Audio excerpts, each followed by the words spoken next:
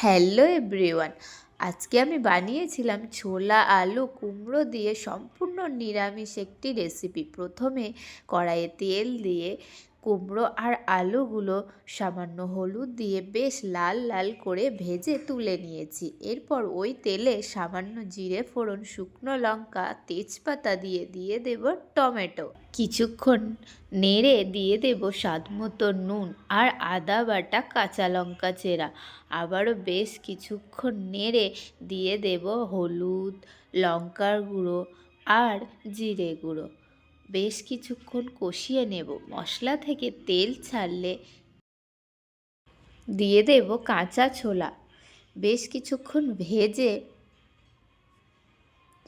দেব ভেজে রাখা কুমড়ো আর আলু।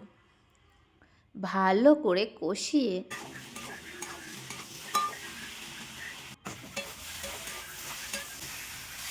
দেব পরিমাণ মতো জল।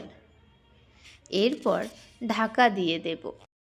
ঢাকনা খুলে ফুটে গেলে স্বাদ মতো চিনি আর ধনেপাতা কুচি দিয়ে সামান্য জিরে গুঁড়ো দিয়ে ফুটিয়ে নামিয়ে নেব। সো রেডি গরম গরম ভাত, সাথে উচ্ছে আলু ভাজা আর ছোলা দিয়ে কুমড়ো আলুর তরকারি। চলো খাওয়া শুরু করা যাক।